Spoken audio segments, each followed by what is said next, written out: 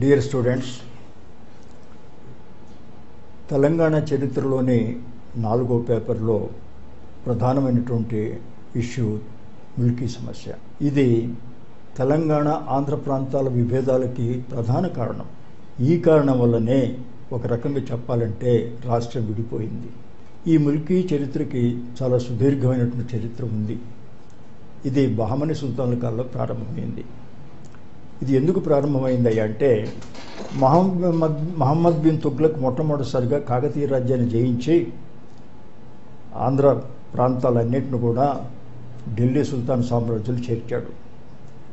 ఆ సమయంలో కొంతమంది ముస్లింలు ఉత్తర దేశం నుంచి దక్షిణ దేశానికి వచ్చి స్థిరపడ్డారు. స్థిరపడ్డ తర్వాత వారు తిరిగి వెళ్ళిపోలేదు, ఇక్కడే ఉండిపోయారు.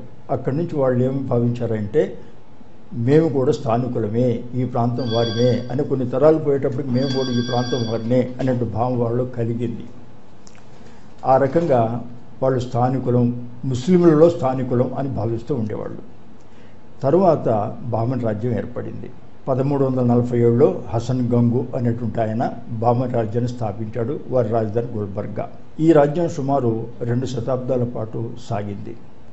ఈ కాలంలో అంటే వీరి కాలంలో ఉత్తర దేశం నుండి మరికొంతమంది ముస్లింలు, ఇరాను, ఇరాకు, టర్కీ, అరేబియా నుంచి ఇంకొంతమంది ముస్లింలు అనేక కారణాల వల్ల ఆంధ్రదేశం వచ్చారు. వచ్చి డక్కల్లో స్థిరపడ్డారు. ఆ తర్వాత క్రమేపీ ఏం జరిగింది అంటే వీరి మధ్య విభేదాలు వచ్చినాయి. కారణం ఏంటంటే ఈ బహమనీ సుల్తాన్లు బయట నుంచి వచ్చినటువంటి వాళ్ళకి ఉద్యోగాలు ఇచ్చారు. ఆ ఉద్యోగాల్లో కూడా చాలా పెద్ద ఉద్యోగాలు, హయ్యర్ ర్యాంక్ ఉద్యోగాలన్నీ కూడా ఉన్నత ఉద్యోగాలన్నీ వాళ్ళకి ఇచ్చారు. స్థానికుల్ని అశ్రద్ధ చేశారు. దాంతో విభేదాలు ప్రారంభమైనవి. స్థానికులైనటువంటి ముస్లింలు అనుకుంటాడు మనం స్థానికులం కదా, మన ప్రాంతాన్ని పరిపాలిస్తూ ఉన్నారు, మనకు ఉద్యోగాలు ఇవ్వకుండా బయట వచ్చిన వాళ్ళకు ఉద్యోగాలు ఇస్తూ ఉన్నారు అని మనకు అన్యాయం జరిగిందని భావించడం జరిగింది. అక్కడి నుంచి వాళ్ళు బయట నుంచి వచ్చినట్టు ముస్లింల మీద విరోధ భావం పెంచుకున్నారు, వ్యతిరేక భావం పెంచుకున్నారు. ఈ భావంతో ఏమైందంటే వీళ్ళేమో స్థానికులు, బయట వాళ్ళేమో స్థానికేతరులు అని దానికి 2 పేర్లు పెట్టడం కూడా జరిగింది. తమనేమో దక్కనీలు అని పిలుచుకున్నారు, బయట నుంచి చూడడం అఫాకీలు అని పిలిచారు. అఫాకీ దక్కనీలు, అఫాకీలు. దక్కనీలు అంటే మొట్టమొదటి దక్కనికి వచ్చి స్థిరపడ్డ ముస్లింలు, వాళ్ళు స్థానికులు. అఫాకీలు అంటే బయటవారు, స్థానికేతరులు. ఈ విధంగా విభాగాలు వారంతా వాళ్ళు సృష్టించుకోవడం జరిగింది. జరిగిన తర్వాత దక్కనీలనేమో ముల్కీలని, అఫాకీలనే ఉన్న గౌరు ముల్కీలని పిలుచుకున్నారు. ముల్కీలు, గౌర్ ముల్కీలు అని పేర్లు పెట్టుకొని పిలుచుకుంటూ వచ్చారు. ఈ రకంగా రాను రాను ఈ 2 వర్గాల మధ్య విభేదాలు పెరిగిపోయినాయి. మొట్టమొదటిసారిగా మొదటి అహమ్మద్ షా కాలంలో సంఘర్షణ జరిగింది.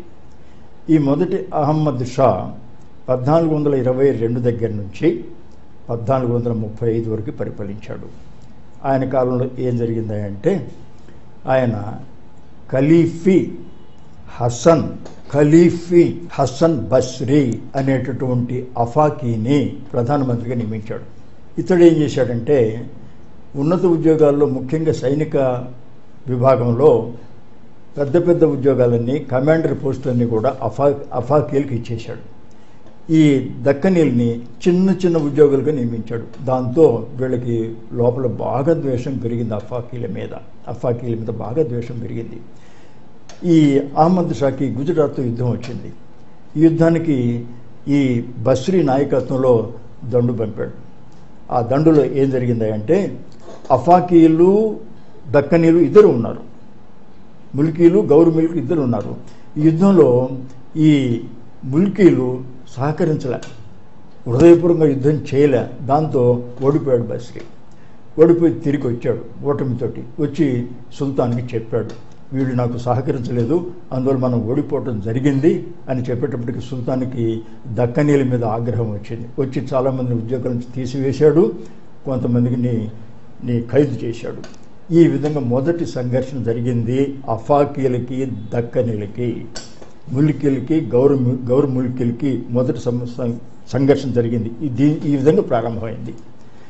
తర్వాత ఆయన 1435లో చనిపోతే ఆయన తర్వాత రెండవ మహమ్మద్ షా రాజ్యానికి వచ్చాడు. ఈ రెండవ మహమ్మద్ షా కాలంలో మళ్ళీ గుజరాత్ మీద దండయాత్ర పంపాడు. ఈసారి మళ్ళీ ఉద్దర్ని కలిసి పంపించాడు. ఈసారి పోయినటువంటి దండులో 10,000 సైన్యంలో 7,000 మంది దక్కనీలు, 3,000 మంది అఫాకీలు ఉన్నారు. ఈ 7,000 మంది దక్కనీలు, 3,000 మంది అఫాకీలుతో ఆ సైన్యం బయలుదేరింది. ఈసారి దక్కనీలు హృదయపూర్వకంగా పోరాడారు. దాంతో విజయం లభించింది. విజయం లభించిన తర్వాత బస్రీ తిరిగి వస్తూ మార్గ మధ్యంలో ఒక రాత్రి విడిది చేయాల్సి వచ్చింది. ఎందుకంటే ఆ రోజులో గుజరాత్ నుంచి మరి వీళ్ళ రాజధాని బీదర్కి రావాలంటే చాలా దూరం, ఒక రోజులో రాలేరు. కాబట్టి వీళ్ళు అంచెలంచెలుగా వస్తూ ఉండేవాళ్ళు, పోతూ ఉండేవాళ్ళు. కానీ బయలుదేరి తిరిగి వచ్చేటప్పుడు ఏం చేశారంటే ఈ బస్రీ ఒక అడవిలో విడిది చేశాడు. అయితే ఈ దక్కనీలు ఏం చేశారంటే వాళ్ళతో పాటు కలిసి ఉండకుండా దూరంగా వెళ్ళి పడుకున్నారు. ఒక అఫాకీలే అక్కడ ఉన్నారు. ఉండేటప్పటికీ అది గుజరాత్ సైనికులకు తెలిసి ఆ రాత్రి హఠాత్తుగా వచ్చి ఈ బస్రీ యొక్క గుడారం మీద పడి అతన్ని కొంతమంది అఫాకీలను చంపారు. చంపేటప్పటికి మిగిలినటువంటి అఫాకీలు మొత్తం భయపడిపోయి పక్కనే చాకన్ అని దుర్గం ఉంది, ఆ దుర్గంలో తలదాచుకున్నారు. ఈ లోపల ఏం జరిగిందంటే తలదాచుకొని సుల్తాన్కి మరి వార్త చేరవేయాలి కదా, అందువల్ల ఇద్దరు రాయబారులను పంపారు.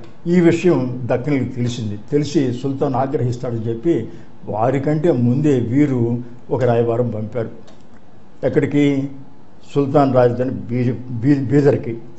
బీదర్ చేరి ఏం చెప్పారంటే ఈ అఫాకీలు గుజరాత్ సుల్తాన్కి లొంగిపోయే ఉద్దేశంతో చాకన్ అనే దుర్గంలో తలదాచుకున్నారు అని చాడీలు చెప్పారు. చాడీలు చెప్పేటప్పటికి సుల్తాన్కి కోపం వచ్చింది. ఈ లోపల అఫాకీలు పంపిన రాయబారులు వచ్చారు. వెంటనే ఆగ్రహంతో వాళ్ళిద్దరిని చంపేశాడు. ఆ ఇద్దరు రాయబారులు చంపేశాడు. ఆ తర్వాత నిజం తెలిసి దక్కనీలు మోసం చేశారు, తనను తప్పుదోవ పట్టించారు అని చెప్పి అనుకొని దక్కనీలు చాలామందిని ఖైదు చేశాడు, కొంతమందిని చంపించాడు, కొంతమంది ఉద్యోగాలు తీయించేశాడు. ఇది రెండవ సంఘటన. అఫాకీలకి దక్కనీలకి జరిగినటువంటి రెండవ సంఘర్షణ. ఇది తీవ్రంగా జరిగింది.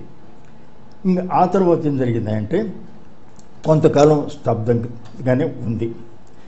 తర్వాత మూడవ మహమ్మద్ షా వచ్చాడు. మూడవ మహమ్మద్ షా వచ్చినప్పుడు ఆయన ప్రధానమంత్రి పేరు గవాన్, మహమ్మద్ గవాన్. ఇతడు చాలా సమర్థుడు. ఇతడు అఫాకీ. ఇతడు ఏం చేశాడంటే పరిపాలన చక్కగా చేశాడు.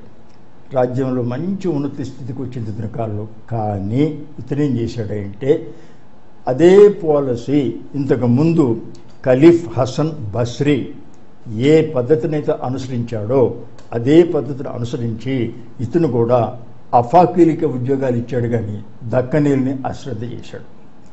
ఈయన బీదర్లో 3 అంతస్తుల భవనం ఒకటి కట్టించి అందులో పర్షియన్ భాష, టర్కీ భాష, అరబీ భాషలతోటి మంచి విద్య చెప్పించాడు. మంచి పండితులు తయారయ్యారు. ఆ తర్వాత వాళ్ళందరికీ ఉద్యోగాలు ఇచ్చాడు. దాంతో అఫాకీల యొక్క ఇది పెరిగిపోయి ఇంకా దక్కనీలు ఇంకా ద్వేషం పెంచుకున్నారు. ఈ పరిణామంతో ఇక్కడ ఏం జరిగిందంటే ఈ గవాన్ చేసేటటువంటి పరిపాలన పద్ధతులు వారికి నచ్చకుండా తమ నష్టం చేశారని చెప్పి సుల్తాన్ మీద దాడి చేశారు దక్కనీలు. దాడి చేస్తే సుల్తాన్కి భయం కలిగింది. చంపివేసే స్థితి ఏర్పడ్డది. రాజభవనాన్ని ముట్టడించి అంతటి పెద్ద తీవ్ర స్థాయిలో యుద్ధం చేశారు వీళ్ళు దక్కనీలు, అంటే ముల్కీలు. అప్పుడు అదే సమయంలో గోల్కొండ రాజ్యాన్ని స్థాపించిన కులీ కుతుబ్ షా అతని దగ్గర సేనాధిపతిగా ఉన్నాడు. ఆ రోజున కులీ కుతుబ్ షా అతను రక్షించాడు, లేకపోతే సుల్తాన్ మహమ్మద్ షా చనిపోయాడు. దాంతో ఏమైందంటే అతను భయపడిపోయి ఏం చేయాలో తోచనటువంటి స్థితి ఏర్పడింది. ఈ సంఘర్షణలో చాలామంది అఫాకీలు చనిపోయారు, దక్కనీలు చనిపోయారు. ఈ విధంగా మూడో సంఘర్షణ జరిగింది బహమనీ కాలం సుల్తాన్ కాలంలో. ఆ తర్వాత మూడవ మహమ్మద్ షా తర్వాత బహమనీ సుల్తాన్ రాజ్యం విచ్ఛిన్నం కావటం, 5 రాజ్యాలు ఏర్పడ్డాయి. గోల్కొండ, బీజపూరు, అహ్మద్నగరు, బీదరు, బేరార్ అని చెప్పి 5 రాజ్యాలు ఏర్పడ్డాయి. ఆ తర్వాత ఏం జరిగిందంటే దక్కన్కి కానీ తెలంగాణకు కానీ ఆంధ్రదేశానికి కానీ దక్కన్ సుల్తాన్లు ప్రభువులయ్యారు. వీళ్ళ కాలం ఏం చేశారంటే అంతకుముందు జరిగిన సంఘటనలు బాగా అర్థం చేసుకొని వాళ్ళు అఫాకీలకి, వారు అఫాకీలే, వారు బయట వచ్చిన వాళ్ళే అఫాకీలే, కానీ అఫాకీలకి ఎక్కువ ప్రాచుర్యం ఇవ్వకుండా దక్కనీలకి ప్రాచుర్యం ఇచ్చి మంచి మంచి ఉద్యోగాలు చేర్చారు. తర్వాత ముస్లింలకే కాకుండా హిందువులను కూడా వాళ్ళు కొలువులు చేర్చుకున్నారు. మనకు తెలుసు అక్కన్న, మాదన్న, తానేష యొక్క మంత్రులు హిందువులు. ఆ రకంగా ఏం చేశారంటే వాళ్ళ వేదాలు పాటించినందువల్ల వాళ్ళ కాలంలో ఎటువంటి సమస్య జరగలేదు. గోల్కొండ నవాబులు పరిపాలించిన 170 సంవత్సరాల కాలంలో ఎటువంటి సంఘర్షణ జరగలేదు. వాళ్ళ కాలం అంతా ప్రశాంతంగా వెళ్ళిపోయింది. గోల్కొండ నవాబు రాజ్యం తర్వాత నిజాం నవాబు రాజ్యం వచ్చింది. నిజాం నవాబు రాజ్యంలో మళ్ళీ సమస్య ప్రారంభమైంది. ఎందువల్ల అంటే నిజాం రాజ్యంకి స్థాపకుడైనటువంటి నిజాం ఉల్ ముల్క్ ఢిల్లీ నుంచి వచ్చాడు. ఆయన కూడా అఫాకీయే. ఆయన వచ్చి రాజ్యం స్థాపించిన తర్వాత వస్తూ తనతో తీసుకొచ్చినటువంటి సైన్యాధిపతుల్ని, మిగిలినటువంటి ఉద్యోగస్తులకి తన కొలువులో ఉద్యోగం ఇచ్చాడు. ఆయన తర్వాత వచ్చినటువంటి వాళ్ళు వాళ్ళ సంతానానికి ఉద్యోగాలు కంటిన్యూ చేస్తూ వచ్చారు. దాంతో అఫాకీల యొక్క ప్రాబల్యం మళ్ళీ పెరిగింది నిజాముల యొక్క రాజ్యంలో. గోల్కొండ రాజ్యంలో వాళ్ళ ప్రభావం లేదు, కానీ నిజాం రాజ్యంలో మళ్ళీ అఫాకీల యొక్క దశ పెరిగింది. దాంతో ఏమైపోయింది, మళ్ళీ సమస్య ప్రారంభమైంది. తర్వాత ఏం జరిగిందంటే 1857 సంవత్సరంలో సిపాయిల తిరుగుబాటు జరిగింది. ఈ సిపాయిల్లో మొఘల్ చక్రవర్తి ఓడిపోవటం, అక్కడ ముస్లిం రాజ్యం విచ్ఛిన్నం కావడం జరిగింది. ఈ విధంగా నిజాముల కాలంలో నిజాముల యొక్క చర్యల వల్లైతేనేమి, తర్వాత వచ్చినటువంటి వారి యొక్క చర్యల వల్లైతేనేమి, ఆ తర్వాత సాలార్జంగ్ యొక్క చర్యల వల్లైతేనేమి మళ్ళీ అఫాకీలు పెరిగిపోయారు. అఫాకీలు పెరిగిపోయేటప్పటికి మళ్ళీ స్థానికుల్లో అసంతృప్తి వచ్చింది. దీంతో ఏం జరిగిందంటే మళ్ళీ ద్వేషం ప్రారంభమైంది. నిజాం గోల్కొండ నవాబుల కాలంలో ప్రశాంతంగా ఉన్నటువంటి దక్కన్లో మళ్ళీ సమస్య తిరిగి ఉద్రేకతలకు కారణమైంది. మెహబూబ్ అలీ కాలంలో ఏం జరిగిందంటే ఆయన అంతవరకు నిజాం రాజ్యంలో కూడా అధికార భాష పర్షియన్. ఈ పర్షియన్ తొలగించి 1880 సంవత్సరంలో ఉర్దూని రాజభాషగా చేశారు. ఉర్దూని రాజభాషగా చేస్తే ఉర్దూలో 2 రకాలు ఉన్నాయి. ఒకటి దక్కనీ ఉర్దూ,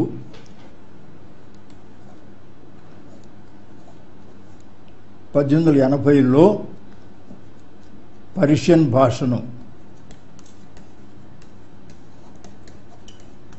భాషను తొలగించి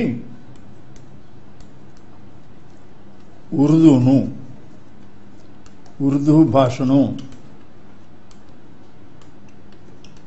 రాజభాషగా చేశారు.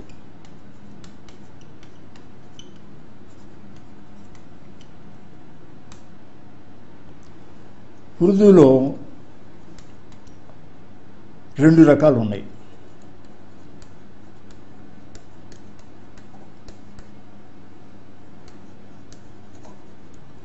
ఒకటి దక్కనీ ఉర్దూ, 2 లక్నవీ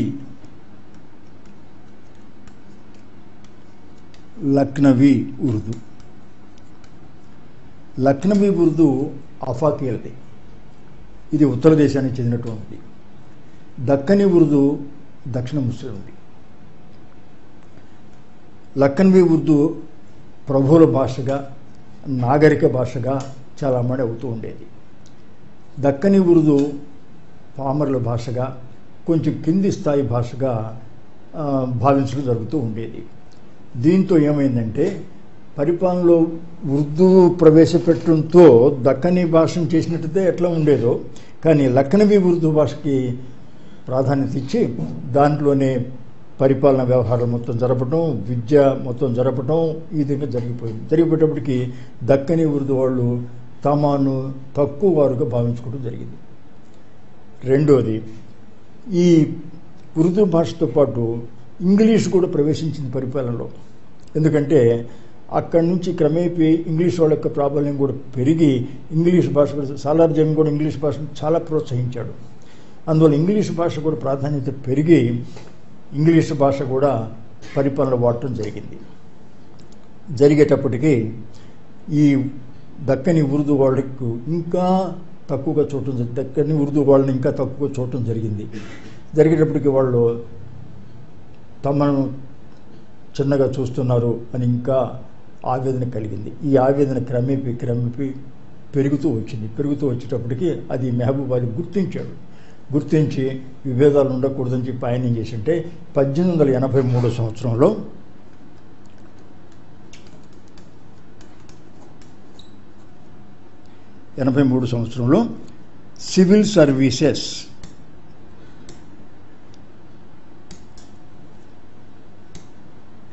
అనే నిర్ణయం, సివిల్ సర్వీసెస్కి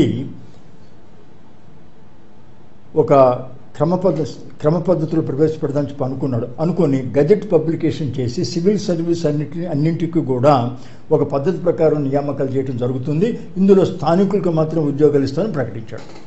దాంతో దక్కనీలు తృప్తి పడ్డారు. మనకి ప్రాచుర్యం వచ్చింది, ప్రాధాన్యత వచ్చింది, మనకు కూడా ఉద్యోగాలు వస్తాయి, అఫాకీలను చేర్చుకోరు అని చెప్పి సంతృప్తి కలిగింది. సరే, కొంతవరకు సమస్య పోయింది, కొంతకాలం జరిగింది. తరువాత క్రీశ 1910లో ఒక ఇంగ్లీష్ అధికారిని ఫైనాన్షియల్ సెక్రటరీగా వేయడం జరిగింది. ఆయన పేరు కాసన్ వాకర్. ఈ కాసన్ వాకర్ మొదట ఫైనాన్స్ సెక్రటరీ, తర్వాత ఆయనే ఫైనాన్స్ మినిస్ట్రీనిగా ప్రమోట్ చేశాడు ఈ మెహబూబ్ అలీ ఖాన్. ఆ తర్వాత ఏం చేసింటే ఈయన చాలామంది ఇంగ్లీష్ వాళ్ళకి ఉద్యోగాలు ఇచ్చాడు. అందులో చాలామంది మద్రాసు వాళ్ళని తీసుకొచ్చి ఉద్యోగాలు ఇచ్చాడు. దాంతో మళ్ళీ అఫాకీ సమస్య వచ్చేసింది. ముఖ్యంగా స్థానికులకు ఉద్యోగాలు రాలేదు, మరి అఫాకీలకు మళ్ళీ ప్రాబల్యం పెరిగింది అని మళ్ళీ అసంతృప్తి ప్రారంభమయ్యేటప్పటికీ అప్పటికి దివాన్ పేరు సర్ కిషన్ ప్రసాద్.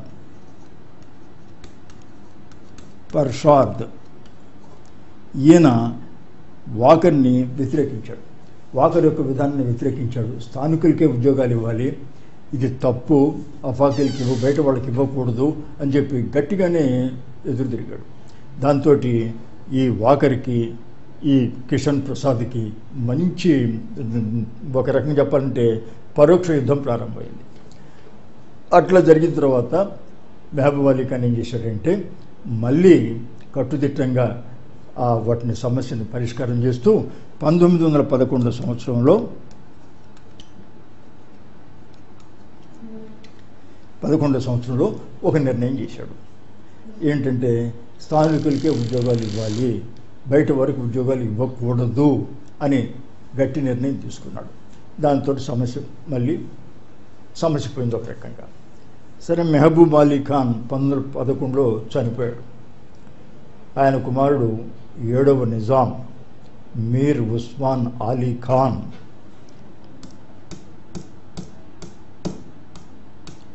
మీర్ ఉస్మాన్ అలీ ఖాన్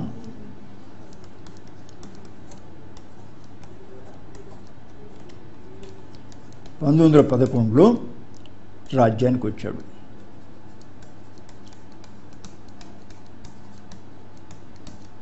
ఈయన కాలంలో మళ్ళీ సమస్య వచ్చింది. ఎందువల్ల అంటే 1919లో ఉస్మానియా యూనివర్సిటీ స్థాపించడం జరిగింది. ఈ ఉస్మానియా యూనివర్సిటీలో మళ్ళీ బయట వాళ్ళని తీసుకొచ్చి ప్రొఫెసర్లుగా, అడ్మినిస్ట్రేటివ్ ఉద్యోగస్తులుగా ఇవ్వటం జరిగింది. మళ్ళీ అఫాకీల ప్రాబల్యం పెరిగింది. మళ్ళీ ఆందోళన. మళ్ళీ ఆందోళన జరిగేటప్పటికి ఆయన ఏం చేశాడంటే 1919 సంవత్సరంలో ఉస్మానియా యూనివర్సిటీ 1919లో మీర్ ఉస్మాన్ అలీ ఖాన్ ముల్కీ ఫర్మానాన్ని జారీ చేశాడు. ఇందులో ముల్కీ అంటే ఎవరు అని స్పష్టంగా నిర్వచనం ఇవ్వటం జరిగింది. అక్కడి నుంచే ముల్కీ విధానానికి ఒక స్పష్టమైన రూపం వచ్చింది. అది 1919 ఫర్మానా యొక్క ప్రాముఖ్యత. ఇందులో ముల్కీ అంటే ఎవరు అనే విషయానికి ఏం చెప్పారంటే, హైదరాబాద్ రాష్ట్రంలో పుట్టినవారు, ఒక మొదటి షరతు హైదరాబాద్ రాష్ట్రంలో పుట్టినవారు, 2 హైదరాబాద్ రాష్ట్రం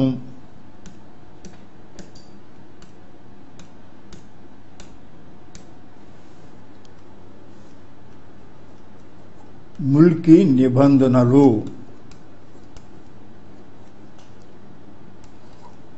1 హైదరాబాద్ రాష్ట్రంలో జన్మించిన వారు,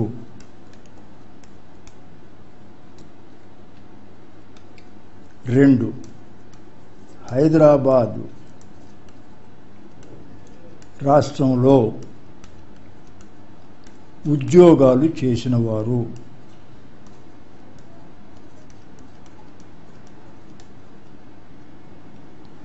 3 హైదరాబాద్ రాష్ట్రంలో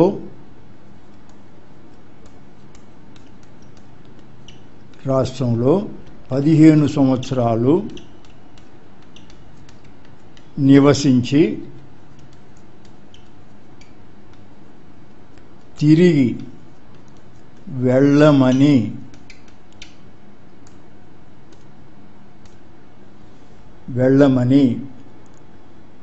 వ్రాతపూర్వకంగా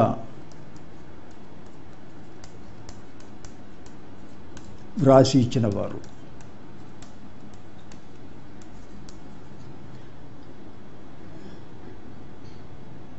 4 హైదరాబాదు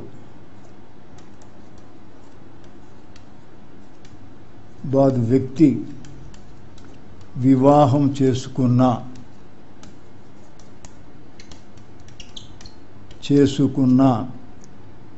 బయట స్త్రీ ఈ విధంగా ఖచ్చితమైనటువంటి నిబంధనలతో ముల్కీ విధానం రూపొందించబడింది. ఈ ఫర్మానాలో ఈ ఫర్మానా వచ్చిన తర్వాత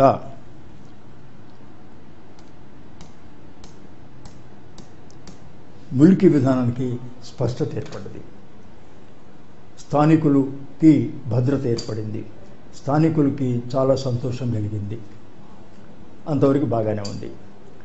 కానీ తర్వాత ఏం జరిగిందంటే 1930లో కొంతమంది పంజాబ్ నుంచి కొంతమంది వ్యక్తుల్ని సర్వీస్లోకి తీసుకోవడం జరిగింది. వారితో పాటు కొంతమంది బయట వారిని కూడా తీసుకోవడం జరిగితే మళ్ళీ ఆందోళన వచ్చింది. అప్పుడు 1933లో నిజాం మరలా పటిష్టమైనటువంటి నిబంధనలతో దాన్ని తిరిగి రూపొందించాడు. ఇందులో ఎట్టి పరిస్థితుల్లో బయట నుంచి ఏ వ్యక్తిని తీసుకోవడానికి వీల్లేదు, స్థానికులు మాత్రం తీసుకోవాలి అని ఖచ్చితమైనటువంటి ఆదేశాలు ఇవ్వడం జరిగింది. దానితోటి ఇది ఒక కొలిక్కి వచ్చింది, ఈ సమస్య ఒక కొలిక్కి వచ్చింది. ఇది తెలంగాణ ప్రజలకి వరప్రసాదమైంది. అక్కడి నుంచి వాళ్ళ యొక్క ఉద్యోగాలకి భద్రత ఏర్పడింది. దానికి ఉస్మాన్ అలీ చేసినటువంటి ఈ యొక్క నిబంధనలకి తెలంగాణ ప్రజలు చాలా సంతోషించి అప్పుడు వారు ఆయన్ని చాలా కీర్తించారు. చాలామంది వ్యక్తులందరూ కీర్తించారు ఆయన దాని గురించి. తర్వాత వీరేం చేశారంటే ఆ నిబంధనని పటిష్టంగా కాపాడుకోవటానికి వీళ్ళు 1935లో ఒక లీగ్గా ఏర్పడ్డారు. దానికి నిజాం జంగ్ అనేటువంటి అతను అధ్యక్షుడు. అందులో మాడపాటి హనుమంతరావు, తర్వాత వెంకటరామారెడ్డి మొదటి ప్రముఖులందరూ కూడా సభ్యులు. వారు ఈ నిబంధనల్ని ఏ విధంగానూ అవి ఉల్లంఘించకుండా దాన్ని పటిష్టంగా కాపాడుతూ వచ్చారు. ఇవి 1939 వరకు చాలా చక్కగా అమలు జరిగినాయి. కానీ 1939 దగ్గర నుంచి రజాకారు పార్టీ యొక్క కార్యక్రమాలు ఎక్కువైపోయి దాంతో ఏంది మళ్ళీ విచ్ఛిన్నం జరిగింది.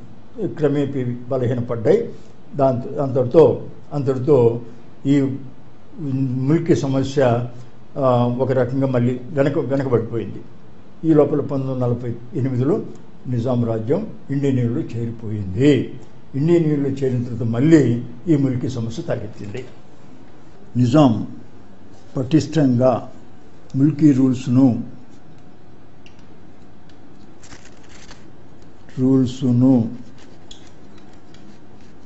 రూపొందించినందుకు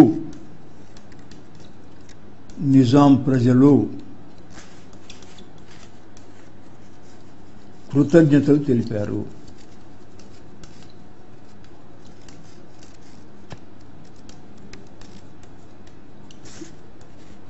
అబ్దుల్ లతీఫ్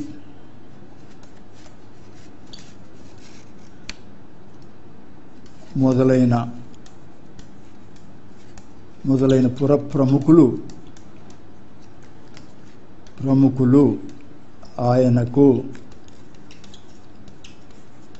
ఆయనను అభినందించారు.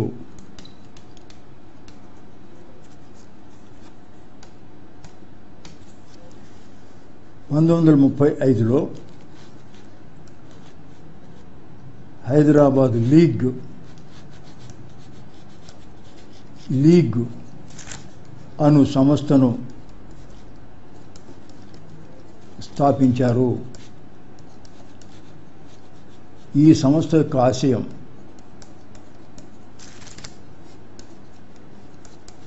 యొక్క ఆశయం ముల్కీ నిబంధనలు ఉల్లంఘింపబడకుండా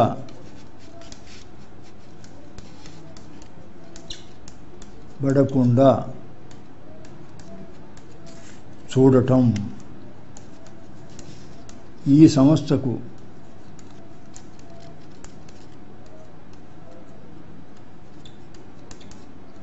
సర్ నిజాం జంగ్ అధ్యక్షుడు.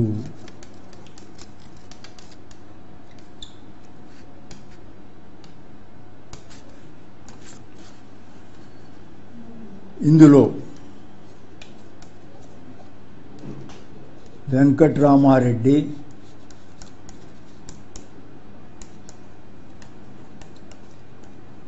మాడపాటి హనుమంతరావు,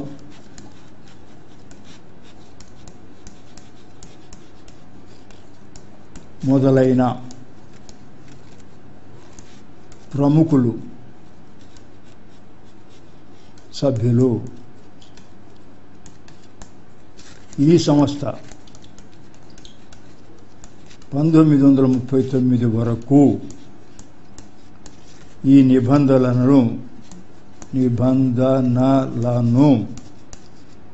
చక్కగా కాపాడింది.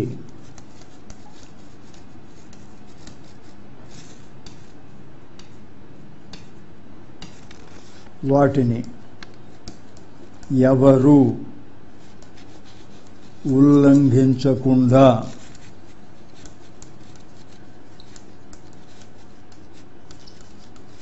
చూచింది. కానీ 1939 నుండి రజాకార్ల కార్యకలాపాలు పెరిగిపోయి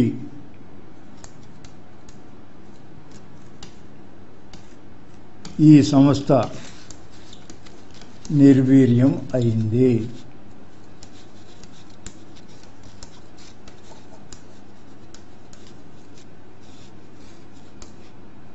ఇంతలో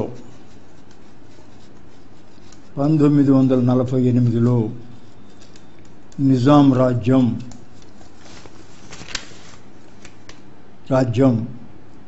భారత యూనియన్లో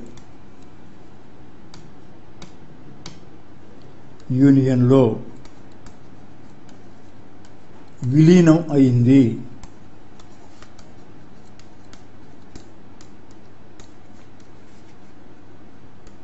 ఆ తరువాత మిల్కీ నిబంధనలు ఉల్లంఘింపబడి మరలా సమస్య ప్రారంభం అయింది.